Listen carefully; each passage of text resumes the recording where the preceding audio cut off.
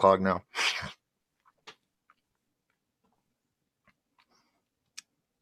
Preparing, setting up your webinar. Someone's blowing up my phone. Oh no, my nose is clogged now. Oh, that's a great way to start the show. Good evening, good morning, good afternoon, wherever you are, ladies and gentlemen. This is Doc Skinner with 1028 Live. Let me mute the live stream real quick.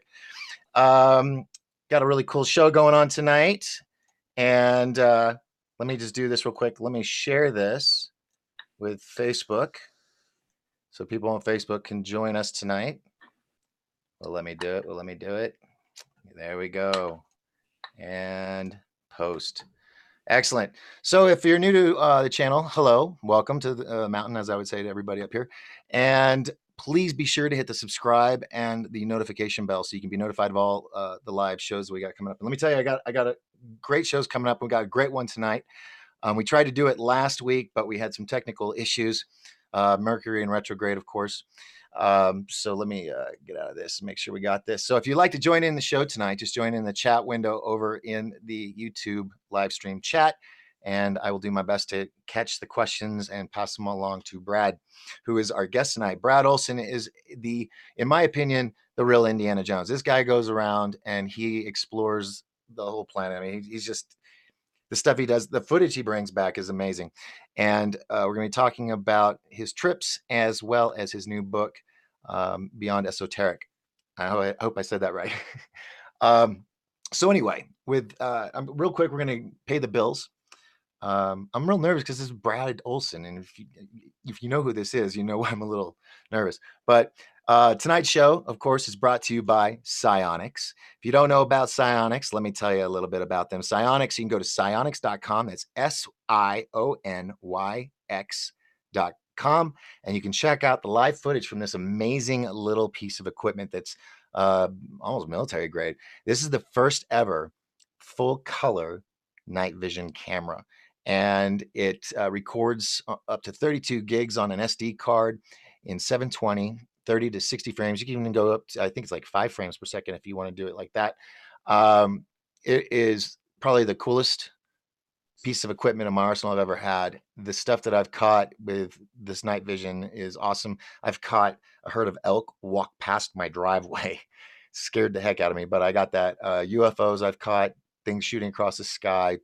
And the beautiful thing is, when if you're into this, astronomy and sky watching, this is definitely something you want to get, because this bad boy, when you look at the stars, you're seeing, and don't quote me on this, but this is my theory, is that it's got to be the light spectrums or the gases, because all the stars, all the planets, and the ones you don't normally see, because they're multiple colors, and it's beautiful. It's like Christmas lights.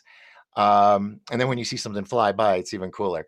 So, and you can record all this, but the best thing about it is it's not just for night vision. It has a setting here to where you can change it from day, twilight, or night. So you can use this, filming, your kid's football game or whatever. Security officers can use this if they're looking for something in the shadows.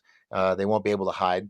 This little bad boy right here, most people would say would probably run $1,000 to $3,000, because you can mount it to a tripod, or you can get the Explorer kit, which is a little bit more, that you can mount to a rifle if you want.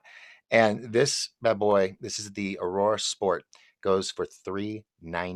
That's $399 right now. If you go to psionics.com, and if you go through the checkout, by your shopping cart, there'll be a discount code, and all you do is you put in DOC1028, DOC1028, and you will get a discount on this little bad boy. They have the upgrade, which is the Aurora, which is black with a forest green trim. Its little additives are digital GPS and digital compass, so you know where you're at and which direction you're pointing in, and it records it to the video, so you can use it in case you need it for a court case or whatever. It's good for that. And then you have the Aurora Explorer kit, which comes in a Pelican case with an IR infrared flashlight. Most infrareds, they still shine a light that someone can see if you're pointing it, out in a field or whatever, because they're around 870 nanometers. I think it's called a nanometer. Whereas this, or the IR flashlight that comes with the Explorer, goes up to, it was 930 nanometers, which means it's basically invisible unless you look through this, and then you'll see like a whole field's lit up. This bad boy is awesome for Christmas. I know every man with a boy inside, he's just like a little kid. This is what you want, because when you look at the stars, you'll normally see, let's just say 50 to 60. With this, you're going to see thousands of them. You're going to see deeper into space. It doesn't have a zoom or anything. It's a straight fixed lens, but this is a bad boy. Go to their website, check out their videos, get one today. Use product or coupon code DOC1028 to get your discount. All right, now other things going on. I will save. DisclosureCon is set up for next year. Go to disclosurecon.com. You can check out the schedule. We have 2 surprise guest slots that I'm just not mentioning yet, but I'm pretty excited about them. And this year's theme is the Travis Walton event. 45 years. It's been 45 years since it's happened. And normally you'll get a couple of, for a while it was just Travis. The other guys, they didn't want to talk much, but now we're going to do our best. We're going to have every member of the surviving members of that event together in one room, and it's going to be awesome. We're going to be watching the Travis Walton story, which is the documentary on him, and then we're going to be doing Q&As, VIP, events and stuff, fireside chat where you get to ask questions and hang out. It's awesome. My next guest was at DisclosureCon this year, and he was just amazing. And we were supposed to have him on before, but the day that he was scheduled, he was actually driving to DisclosureCon. So without any further ado, I would like to say welcome to our guest, Brad Olsen. Brad, how are you doing? Hey, Doc. I'm going through some trying times right now with this Mercury retrograde, but glad it's going to be over at midnight tomorrow, and nice to finally get it worked out with you. Last week, again, technical snafu, missed that opportunity, and a lot going on in the world today and a lot going on in our people's lives. I know we were talking in the show just beforehand that things are happening to a lot of people. Things are breaking on people, emotions, communication's hard, blah, blah, blah. But otherwise, life is good. I feel fine, and really happy to get this opportunity to talk to you again after your wonderful event, DisclosureCon. And anybody out there, 11 months now, it's going to come up quick, but it's a great event. And on the way back from DisclosureCon, I found the Travis Walton payphone, and we took some pictures at it in the town of Heber, Arizona, which is near where he was abducted. So that's really cool that you're honoring him in this way. And I've met him a few times, and I really like him, and he's a great guy. In fact, I was in line with him at Contacting the Desert. We were getting food, and I said to Travis Walton, we had a few minutes to talk to each other. I says, how does it feel to be finally vindicated? Because he's taken a lot of arrows for his testimony, and he says it feels great. And this is what we've all been waiting for, is this larger acknowledgement of disclosure is upon us. And I commend you for doing DisclosureCon and helping to promote that narrative and get this information out to the hungry masses that are very interested in this subject matter. Yeah.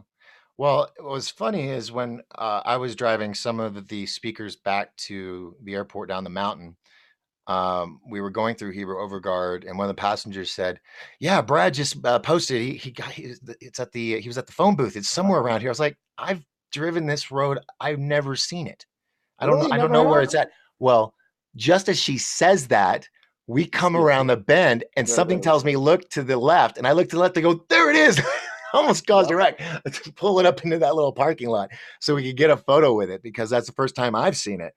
Yeah. And so, as you remember, at DisclosureCon, it's just not speakers. We have a variety of people there, and we got YouTubers there, and we try to make it fun by having these sets that we build. And one of them is the Millennium Falcon. We had the Headless Shelf. We had the alien coming through the portal, and then we had the apartment building where it looks like you were, crawling up the side of a building like, Batman. Got many pictures there myself. Yeah. So, and I didn't. I don't think I got one picture of me on that thing. I got to do it next year.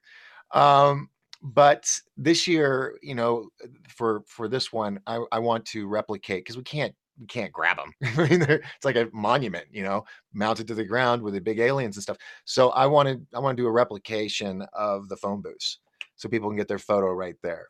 So that's what we're gonna talk to Home Depot about and see if we can get that built this year. So Nice. that'll be cool. Eventually, I'm gonna have to get a warehouse, and it's gonna be like a little wax museum with all these sets and stuff. So, but yeah, it's gonna be a lot of fun, and love to have you there because I know you got some books. Speaking of, you have Yep. Beyond Esoteric. Let's talk about that before we get into Antarctica and everything, because that would kind of lay down some foundation, wouldn't it, of why you went?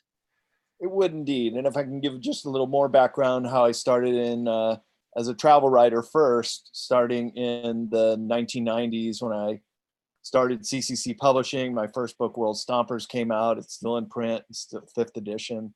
Then I did these Sacred Places guides. I started publishing other authors through CCC Publishing in print.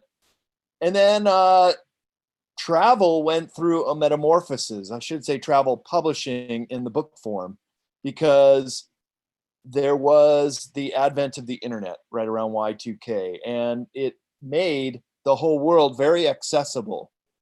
And in a way, it started making travel books obsolete. I don't know if you've been to a Barnes and Noble lately, but their travel aisle went from several aisles to maybe a fraction of one aisle now. It's really shrunk, and that's because people can get their information for free on the internet. And if people have that ability, they're going to do it. Well, I had published a book by Lon Milo Duquette back in the mid 2000s called Key to Solomon's Key, and it did very well. And it was an esoteric subject. And this is what I call the subjects that have been withheld from humanity are esoteric in the sense that they are only known to a select few. That's the meaning of the term esoteric. When it becomes known to everybody, the term actually changes to exoteric. So I include what I think is one of the most incredible esoteric subjects, and that is related to aliens and ET. So I came out with the book 2 in the esoteric series called Future Esoteric, The Unseen Realms, was the first book out because I had most of that material complete. And that has all the ET information and craft specs and the secret state, but also looking forward into the future with the Utopia section in the end. Modern Esoteric came out right on the heels of that. I mean, bam, bam, 2 years, 2 books. It was a Herculean effort to do that. And now both are actually audiobooks as well and doing quite well. And Modern Esoteric, both of them are in second editions. All the while, Doc, and I'm getting to Beyond Esoteric, I've been working on the third and final installation in the series. And I have been collecting information, going to conferences, as you know, speaking to other speakers, and I never repeat my information. So the third and final book is called Beyond Esoteric, Escaping Prison Planet. I've just changed the subtitle. And it is basically how humans are trapped on this planet and solutions to break us free and what's going on. So I'm working on this book fervently because I want to get it out for fall 2020. The whole series started in 2012, and now the other bookend will be 2020. And this has been a very monumental period for humanity, as you know. A lot has changed in even the last 8 years. And you know what? We're only about 45 days away from the new decade. We're going to be out of the teens and into the roaring 20s. And with all that's going on in the world today, it is a very interesting time to be alive. But it is also the great unveiling. It is the great revealing of many of these subjects. And I feel very honored and privileged to be in the position I'm in, to be an author and a publisher, to work on these projects. Also with Leo Lyon Zagami, 5 books in his Confessions of Illuminati series and Invisible Master and Last Pope. So working with several of these other authors and having the honor and privilege, as I said, to present this material, which I do at conferences now, including Disclosure Con, of course, and UFO Megacon and Contact in the Desert next year. I'm already signed the contract for. So I'm going to some big ones and even starting to headline larger events too. So it's a really great opportunity to meet people, tell them about my books and my work. And just recently, as you mentioned, I've come back from 4 months in South America, including about a month in Antarctica, which is what I'm still presenting on until Beyond Esoteric comes out at the end of next year. Very nice. Very nice. And what, so Contact in the Desert, that's in 2020? That'll be at the end of May in 2020, and UFO Megacon, middle September, middle February, Laughlin, Nevada. And Excellent. it'll be Jordan Maxwell's final talk. And I'm there with Johnny Enoch and Leo Lyons-Agami. And I think with myself and Jordan Maxwell, we're going to be on a panel for esoteric subjects too, for Jordan Maxwell's final appearance on a public stage. So that too is a great honor. And I've gotten to know Jordan Maxwell over the years, and he and I are good friends and confidants. And I occasionally reach out to him to get clarification on subjects. So it's a historic time we live in, and the little bits that you and I do to contribute to the whole, I think is the most meaningful work we can endeavor to do. Maybe it doesn't pay as great as writing code and selling stock options, but for a tech company, but it's rewarding the fact that we have these connections and we're looking at the world through a different lens. In the way I describe it, like through an esoteric lens. And to understand these subjects is really to understand the entire human experience, and in many ways the predicament that we're in right now. And these are subjects that I endeavor in my next book, the third and final in the esoteric series, called Beyond Esoteric: Escaping Prison Planet. Now, somebody's watching. Where can they get this book? Well, it's not available yet. We're not even done with the cover. It's still going to be announced as a fall 2020 title.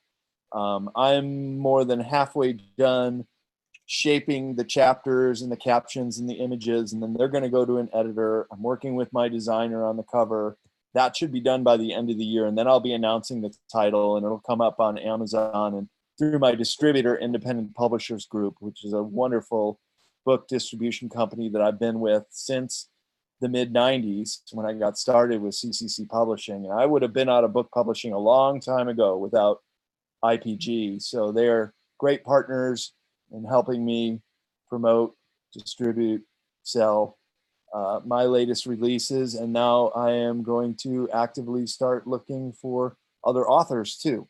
But don't get your hopes up too quick. It'll have to be after Beyond Esoteric comes out, but in the 2021 timeframe next decade, I will be looking at some new titles as well. And do you have other books that you have done in the past? Well, I have written 9 books myself. Beyond Esoteric will be 10. So where can people 7, find though, those? we're in travel, and this will be the 3rd in the esoteric suit. But I've published over a dozen other books of other authors. And they the can ones find those that I find do the best are these esoteric subjects, because they are not information that you can readily get from the internet, that people are still willing to pay for content if you're giving them something that they can't get for free. Mm-hmm. So Amazon or a website? Oh, yeah. I mean, where would people go that are watching? Yeah, BradOlsen.com, CCCPublishing.com if you want to see all the books. Or, yeah, Brad Olsen on Amazon. You'll see all my books come up, and some others that I've been involved with as an editor. Fantastic. So let's talk about your trip. So you wrote this book. Well, you took the trip first, or did you plan on writing the book after or before you took this trip? All together in one. So you wrote the book along the way? Yeah. Okay. And you as a video editor, we're working together on putting together the South America and the Antarctica content. I may be seeing you in a couple of weeks working in your studio. Yeah. Have you come up to the mountain again? I can't wait, man. I love Pine Top. It's such a cool area. Yeah, it's just gonna be really good having you like narrating it in the studio, and I think we're really gonna do this right. Nice polish on all that material. So we went there with the sole express purpose of finding out about these mysteries. A lot of these mysteries we've heard about Antarctica, and we can get into that. as well as exploring the megaliths of Peru and Bolivia, which I was at 1 year ago right now with the Resonance Academy on a tour with 150 delegates and Nassim Harriman and Brian Forrester. And going to all these sites like 3 or 4 a day and just with experts and redefining what all these monuments mean and how they were built and new discoveries. And that's in my Mysteries of South America talk. But it wasn't until middle January and about till middle February earlier this year that I got on a sailboat with Emily Infinity and another American named Luke Dog and 11 Polish crew members and our captains. And we spent 4 days going across the Drake Passage, which was really rough water. Got very, very sick, lost a bunch of weight, actually. I think I'm still down about 20 pounds where I was a year ago. Hmm. And we got to the southern tip of South America, Ushuaia, arranged this sailboat passage. And I went down there, Doc, with the expressed interest in talking to anybody I could about all the things that we've been hearing down there. A massive UFO under the ice, antediluvian civilizations, bodies, ice age animals that Corey Good says are being extracted, even pyramids poking their head through the ice. And I haven't really conclusively found much evidence for any of that. But I did find some other things out. And one of those was at a Argentinian base. It's called Brown Base on the Palmer Peninsula where we sailed. They said there was some banter among the bases about a UFO sighting about this time last year, and the Argentinian bases told each other about it. And they were reluctant to reveal this, but I kept asking questions, and finally the one guy acquiesced. So that kind of made it seem more authentic that he was really telling what he knew to be true. The other thing we found out, Doc, is that there's definitely 100% a huge no-fly zone right near the South Pole. And that's interesting because that is the reputed hole into the entrance world. This massive cavity that Admiral Byrd suggested you could fly a plane right into with enough room to swing around and come back out. And other whistleblowers through Linda Moulton Howe, Brian S., also confirmed seeing it. And it is within a dozen or so miles from the Amundsen Scott South Pole Station, which is interesting because if I were ever to go back to South Pole, I would love to go to the South Pole. I mean, if I go back to Antarctica, to find out if the NSA, which is tasked with everything alien ET, if they're really stationed there. If they are, then that would be a big reveal, even if we couldn't go out to see the hole, that they're there to protect and cover for something. Now, Brooks Agnew, he was at Disclosure Con. He's a friend of mine. I'm working with him on his Birth book series into a TV series, and he was going to lead an expedition to find the entrance to the Hollow Earth. Yep. I haven't seen it myself. I've seen the footage from space, from the satellite or imagery or whatever. No, it was actually in a capsule. It shows the big hole and the winds are, clouds are getting sucked into it. Could be CGI. I'm in the entertainment industry, so I always try to look at things with a little bit of caution. But when stories last so long and there's documentation like Admiral Byrd and that bringing the whole military down there and half of them coming back or whatever the number was, that gives credence to my beliefs that there's something going on. Then you got James Cameron doing The Thing, the movie The Thing, and all these other things that are John Carpenter, actually. I'm sorry. You're right. John Carpenter. My bad. Because the entertainment industry, which I'm in, is a way of soft disclosing things or planting seeds in the society's minds that, hey, think about it this way. So,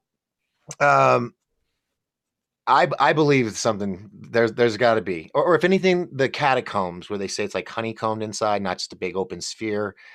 The interest is deep within me to want to know. But not to say devil's advocate, but what if the no-fly zone actually had a decent reason to not let Yeah. people fly over. And I'm only thinking of the magnetosphere, the donut. Yeah. When it all comes to that point, wouldn't that just drive the compass crazy?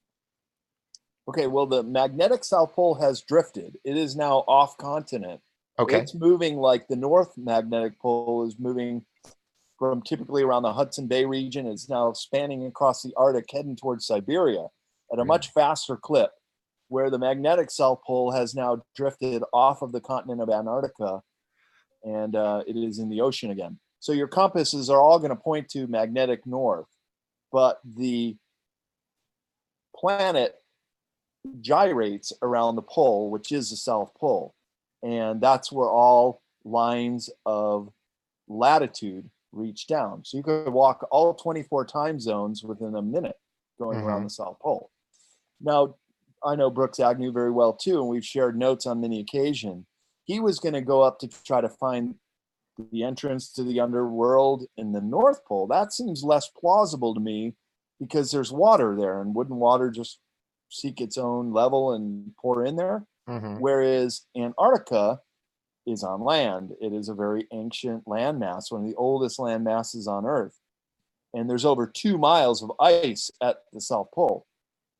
Now, the official cover story for No Fly Zone is that they have very sensitive instruments there, including the Ice Cube device and others that are detecting vibration, pollution, all sorts of aerial Atmospheric conditions. phenomenon. So they just Yeah. don't want planes coming over. That's the story they give, and you can only land there if it's an absolute emergency. They have all their supplies trucked in from McMurdo via Snowcat with a chain of supply chain. So that would create a lot of vibration to throw off the machines.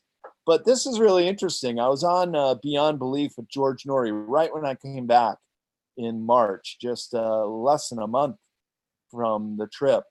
And I was telling George in between takes that there was definitely this no fly zone.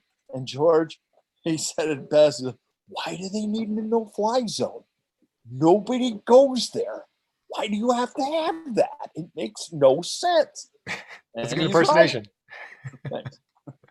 It doesn't make any sense. And I can tell you right now, the crews are coming back for the season. Is new season is just starting in Antarctica now. But the skeleton crew that's there is only a dozen or so people. And why do they need a no-fly zone if there's only a dozen people there? Right. It would be much more efficient to bring in supplies with planes, but that's not the way they do it.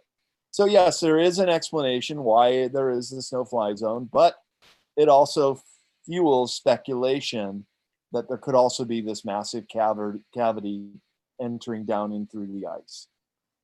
Now, do you believe or consider that the other planets in our solar system have a similar opening? Like maybe all planets aren't perfectly round. They are probably like a toroidal donut. Yeah, spherical.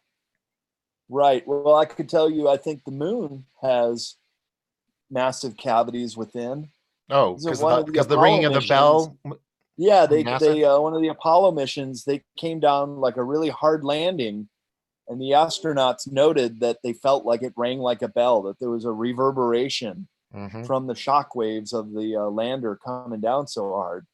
And of course, there's many stories. I'm going to cover this in Beyond Esoteric with Alternative 1, 2, and 3.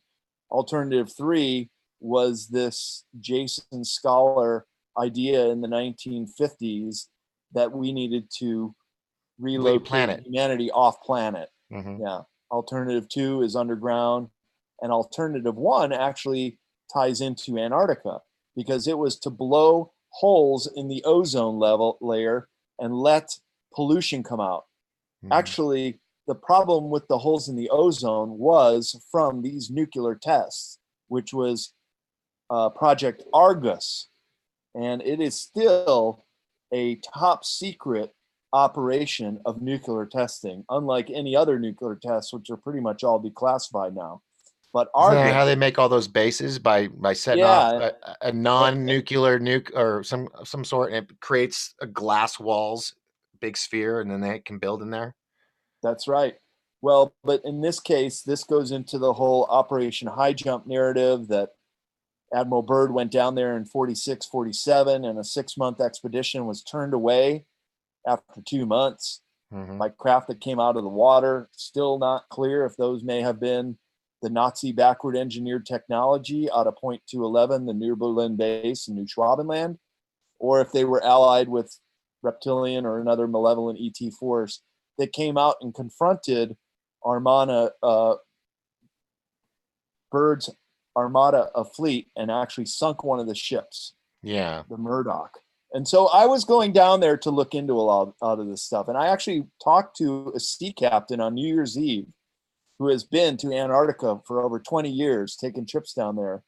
And he has actually been to New Schwabenland. And he didn't go towards where it's presumed that the Point 211 is. But if I had another opportunity to go down there, apart from the South Pole, I would like to go to where I think I can pinpoint where the base was and test if there was any radioactivity.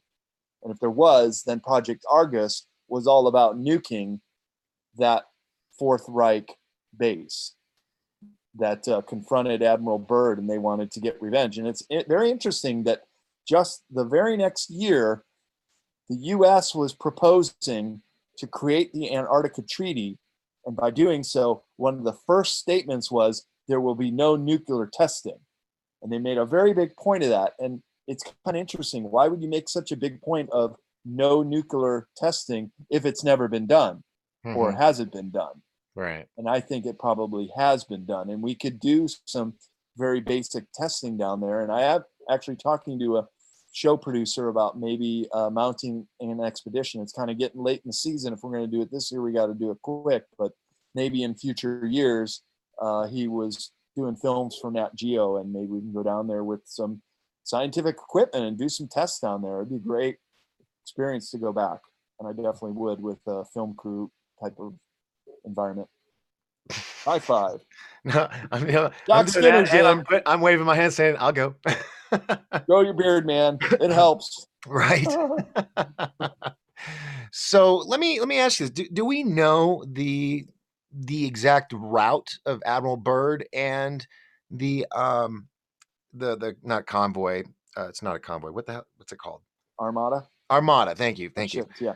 Um, do we know the route? Because Yes, we if do. we do, has any like ship hunters gone in there with sonar or radar or whatever to look at the bottom to see if they can find one of these ships and then send something down and see what kind of damage took it down?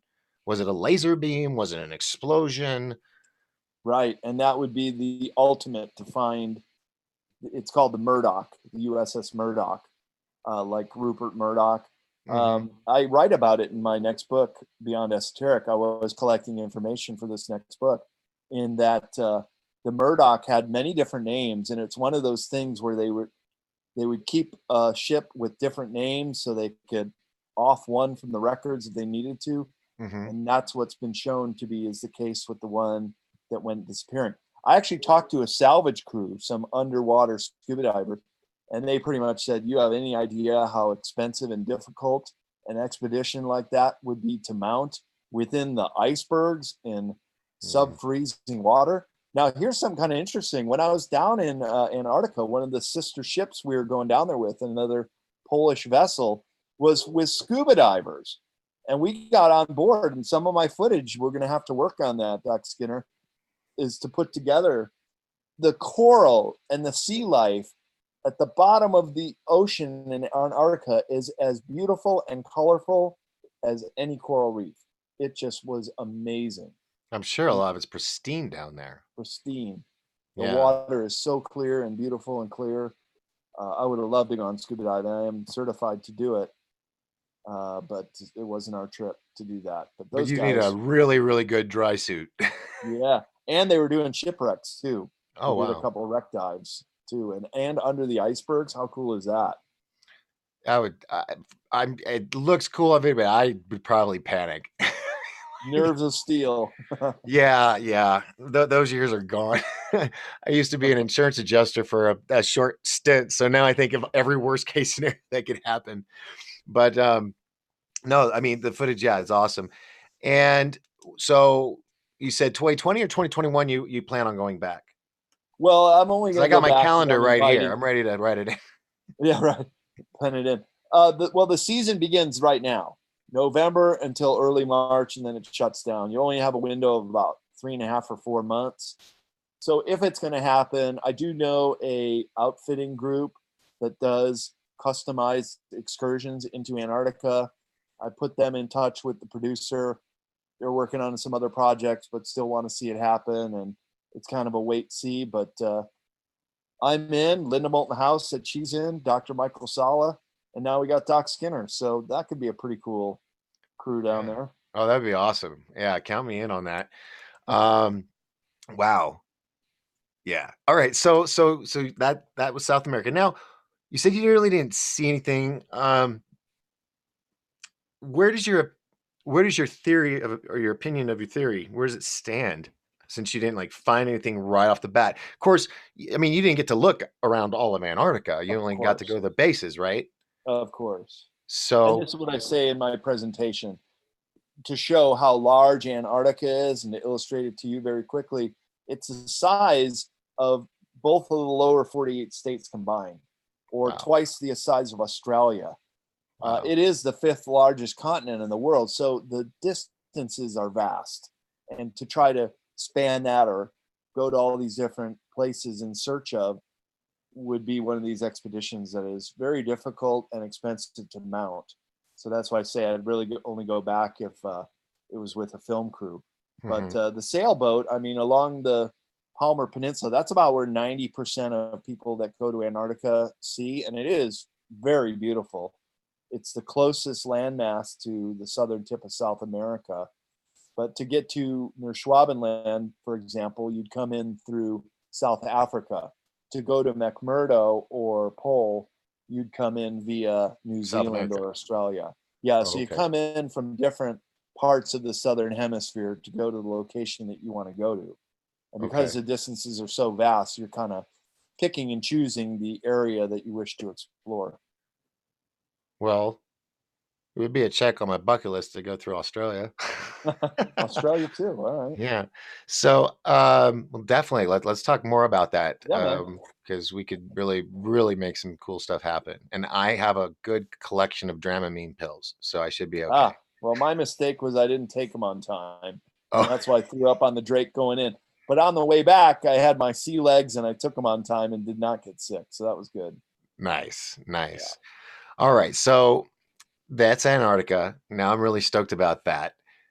Talk a little bit about South America. Where'd you go? The Mayans, Incas? Where did you head out to? Well, Mayans is just Central America. Inca, yeah, very much so. Amazingly high culture that spanned an empire from Colombia to Chile, Hmm. really about the size in square miles and length of the Mediterranean Roman Empire. I mean, it was a massive South American culture that was utterly quashed by the Spaniards in a very short period of time.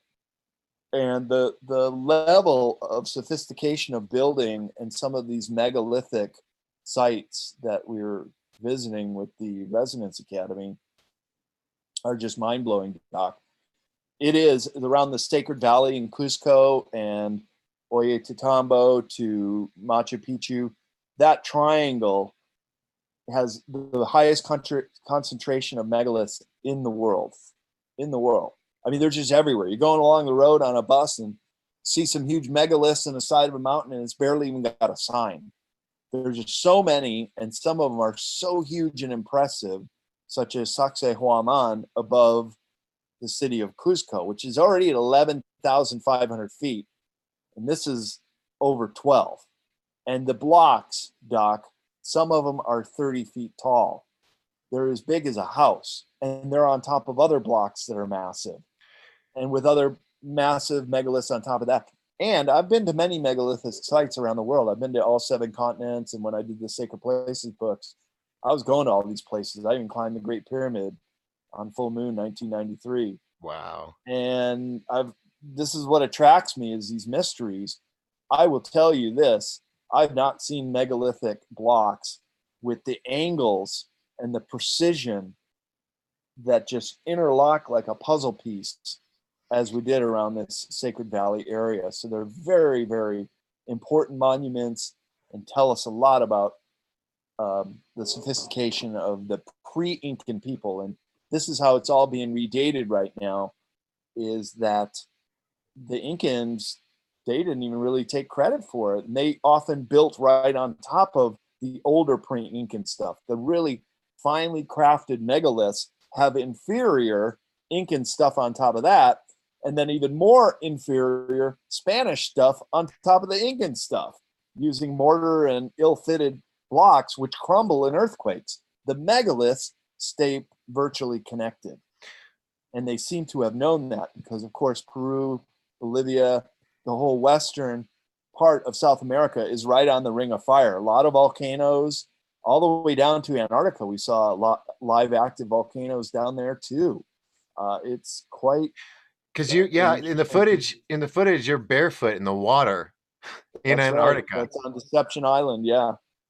Wow. We'll And do a whole so episode on you that. see, do you see, I don't like the word global warming, but do you see a heating up of Antarctica while you were there? There is. And I start my presentation called The Hidden Anomalies of Antarctica with a recent map that NASA released showing areas of extreme melting. And this is around the Palmer Peninsula where we were at.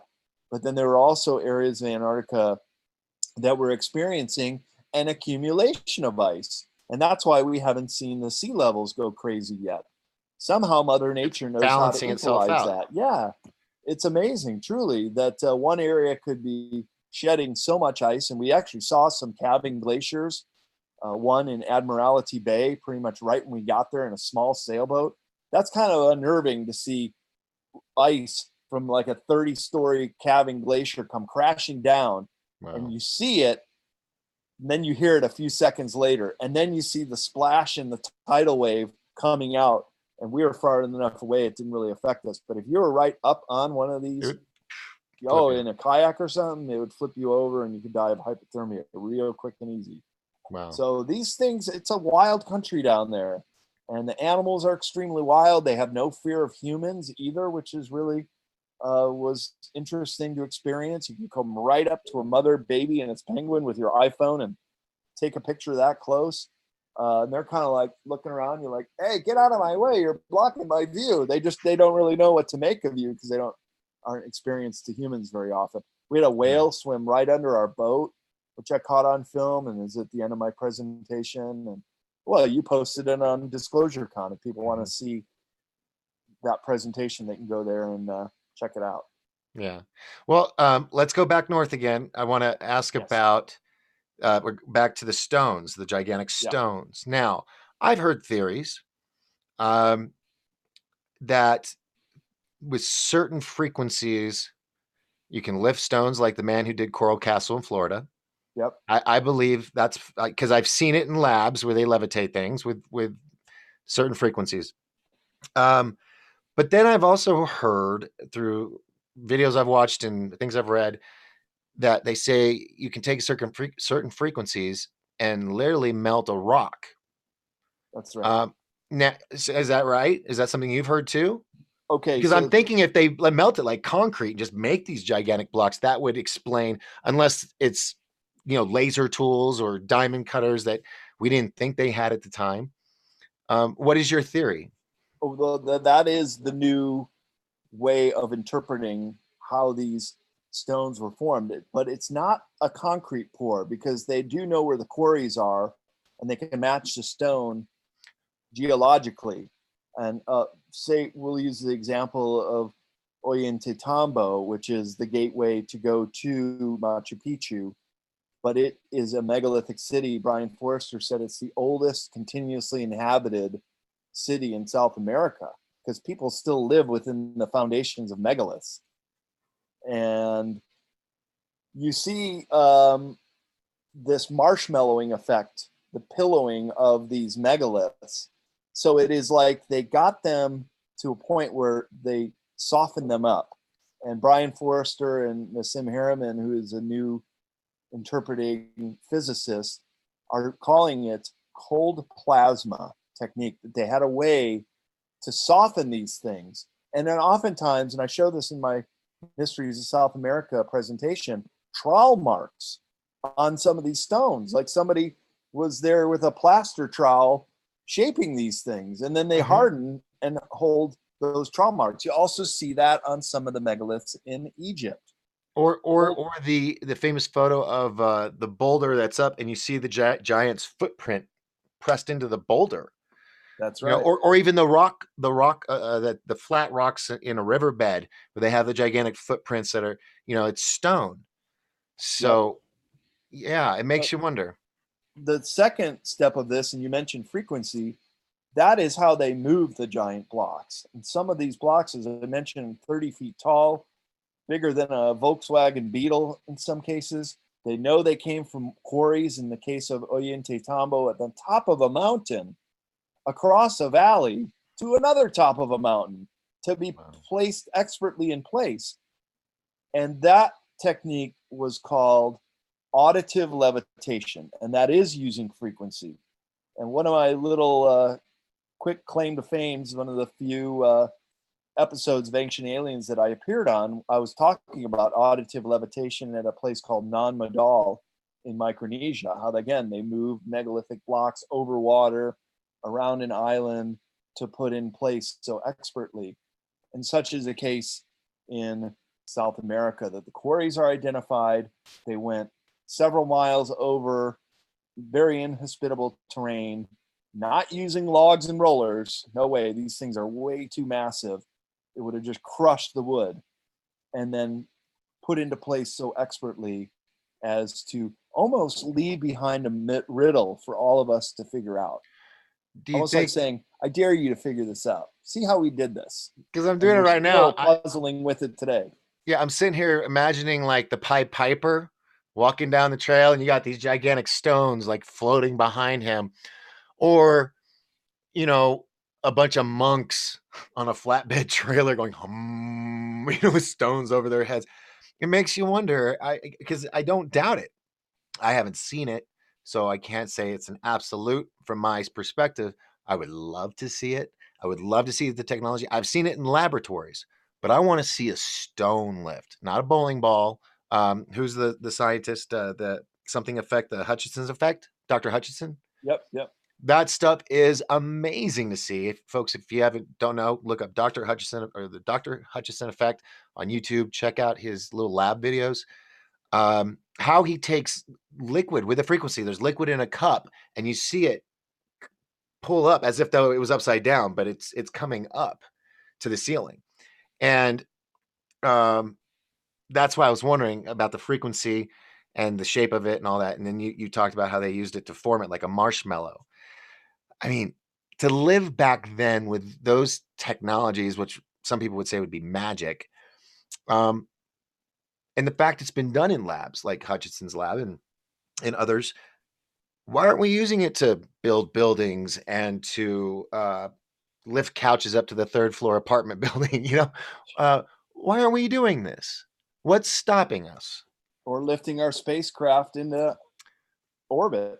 Well, I didn't want to go that far, but yes, Using auditive exactly. levitation. So many applications if you think about it. So I mean, is it the crane companies that are holding us down? Or, um, I mean, is it the bankers? I mean, I don't. To keep all this technology bottled up. Yeah, this is a big question, and I cover it in my esoteric books, including Beyond Esoteric and Future Esoteric and The Secret State. You have to understand that energy is the number one industry on this planet. So the cabal, this ruling elite that we're hearing so much about lately, that has been kept hidden for so long, well, they control a lot of this technology. And look, they're not so caring that we're going to discuss aliens and what they look like, and if they have a slit in their eyes or if they have scales on their skin. They're more interested in keeping this covered up, because if they were to say aliens are visiting the planet, at first the shock would be, oh, wow, what are they doing here? What are their intentions? And then the second question is, how did they get here? And the way they got here is with this exotic technology. And that's why it's kept bottled up. Why do you think we're still on coal and oil and gas, which is 19th century technology right after the buggy whip? People were horsepower, and we still call it that, like your hat, built Ford tough. Yeah. So Because this is the number one industry on the planet. So there is a profit motive to keep these inventions bottled up for as long as they can, to milk this system of us using this very toxic fuel to run our planet that has been obsolete for decades, if not a century. Well, once again, I don't normally do devil's advocate, but I'm having these questions jump out in my head. Do it. What could it just be? They keep it quiet because they can only produce so much of, what is it, element 115 that allows the toroidal engine in these craft, and they can only build so many. They don't want it to go, mainstream because I don't know. Um, I know I I'm so on the fence with our government and governments around the world and the cabal and everything. It's hard to trust. But where was I going with this? I just totally lost my train of Just thought. devil's advocate. Why would they keep it bottled up? Yeah. I mean, could it be? I mean, one, they want to keep it secret, but two, they just don't have enough of this, stuff to create all these engines. Could it be something that's just so exotic that it takes forever to build one, or is it just pure greed? Because it would change a lot of things. Oh yeah, But I don't feel that they really want to look out for us. They're not looking at it for our better they're not interest. looking out for us. Yeah. Now you can find out what their intentions are for humanity on the Georgia Guidestones, and that is the number one Yeah. tenet to get rid of about 90% of us. Yeah, to So there's a 500. Was it deep 500 intent. million? Yeah, 500 Yeah. million. Well, there's 7 billion of us now, Yeah. and counting. There's no love lost for humanity, and I'm getting into this question in Beyond Esoteric that there is an alien agenda and has been in place on this planet for a long time, and they think of us as the herd, just as a rancher would think of their livestock as a herd. And it could very well be, like Zechariah Sitchin and others have postured from the Sumerian text, that humans were tinkered with genetically in our distant past. And those master geneticists are the keepers of the zoo.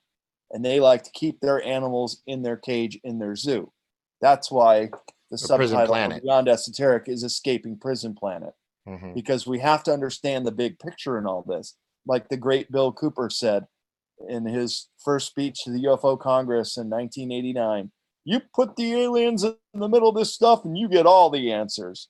And he's right.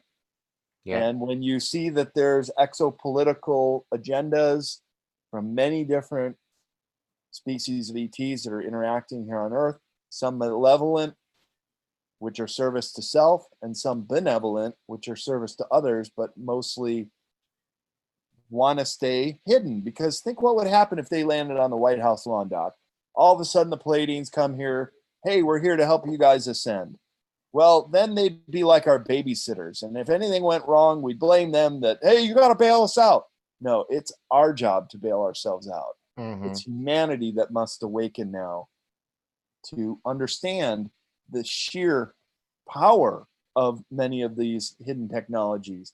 For example, 0 point energy to get us off this planet, to explore the universe. Are we ready for that? I mean, I look around planet Earth and there's still starving human beings every single night.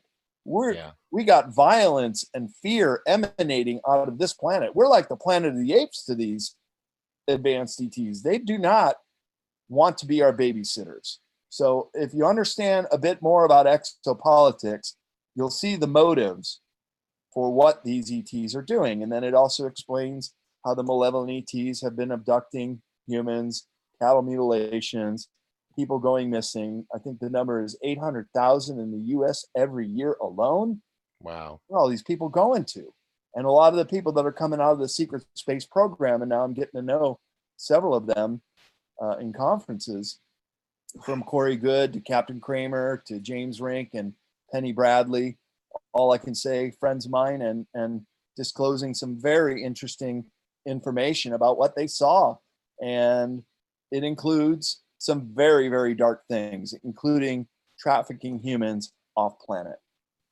Yeah, I've heard a lot about that. All these people disappearing. Not all of them, but some of them are being put into trafficking, and then some are being taken to off world for whatever purposes. Some say to enslaved. Um, what do you think about these Google images, like Google Mars, where bases are showing up, solar panel arrays, roads? Even in one, there's looks like a pickup truck. Yeah. We've heard from other people like Andrew Bushago that there is breathable air there. It's just very thin. It's like being at a high altitude. Um, have you seen any of these? And have you seen Third Phase of Moon's new footage that they've released that shows orbiting Mars? Someone in a craft, like a spaceship or something, is filming, like they do in the International Space Station, and it's an object that's floating in front of Mars, and it's probably the most real thing I've ever seen. And if it's fake, it is amazing. But they compared it to actual NASA footage of other things, and it looks identical. Hmm. So Yeah, and then the planet or the moon surround that goes around Mars, called Phobos, has a monolith on it. And mhm. Buzz Aldrin even said we should go up there and we should explore Phobos and see what that monolith is. And And how did there's Sir Arthur C. extraterrestrial Clarke know? How did artifacts all over the moon Yeah, and Mars and but probably other planets. now and see, that's where you go. How did Arthur C. Clarke know? Yeah. Or how did How did George how did Lucas George know? Lucas know about that? Not Bebos, but the one around, I think it's Saturn, the moon, that looks like Yeah. the Death Star with the Yeah. rim around it. Yeah. Yeah. They're on the tip. That's why this is such a fun thing to do and learn about all this stuff. It's You got always it. never ending. So, well, so what's your next thing coming up? I am, well, Thanksgiving with the family coming up. Working on Beyond Esoteric day and night, and coming out to see you and work on the Antarctica and South America videos. So we're going to have some really cool narrated videos for Sci-Spy TV. Hmm. Suzanne Ross, giving a shout out to the Yep. wonderful work she's done there, and you and I contributing to that. And then my first conference will be in January 2020 in Cocoa Beach, Florida, with Jim Vieira and Clifford Mahooty. And then I got UFO Megacon in February, and then Human Origins in early April, and 5D event also in early April. Then I got the event that I produced called the How Weird Street Fair on May 3rd in downtown San Francisco. Great big 30,000 person dancing street event. I'm also designing the poster. I come up with the theme every year. I'm almost done with that, and it goes to the graphic artist. And then Contacting the Desert, and I think one or two more in the fall that I've signed on Nice. for. Yeah. Nice. Well, Brad, I'm glad we had some time to chat and talk about, all of this, the trips and your book. One more time, let people know where they can get your books at, where they can find out more information, what platforms you're on. Sure. Yeah, check out bradolsen.com if you want to know more about me and the Howard Street Fair I present, as well as my upcoming conferences are on that site. If you're interested in my books or the other authors I publish, cccpublishing.com. I also have the Esoteric Series YouTube page, Facebook page, and you can find me on Facebook or Twitter under CCC Publishing. So Nice. looking forward to connecting with you out there, and I'll have my books at all the conferences I speak at and signing copies for people, and hope you come out, see one of my talks, because this will be the last year I'll present on Antarctica and the mysteries of South America. But I was just there earlier this year, so it's still all Nice. very fresh in my mind and new information that I'm collecting all the time to add to these talks. Well, fantastic. Well, I want to have you back again. We can talk about more and other things. Um, so thank you so much for coming on the show.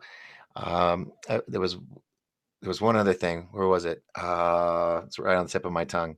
No, we'll get back and then we'll set up a time for you in December so we can get this knocked out for 2020 and talk about a possible trip. We'll go from there. All right. All right, buddy, you got it.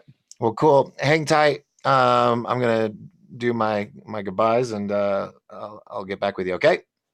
You got it, man. All right, cool. All Thanks right, for ladies and having me gentlemen, on. that's Brad Olsen, a world explorer here on 1028 Live. And real quick, for those that weren't here at the beginning, I want to tell you about our sponsor. This is Psionics. You can go to psionics.com, SIONYX.com, and you can check out the video footage of this amazing full color military grade night vision camera. And it is awesome. It has the ability to shoot video, photos.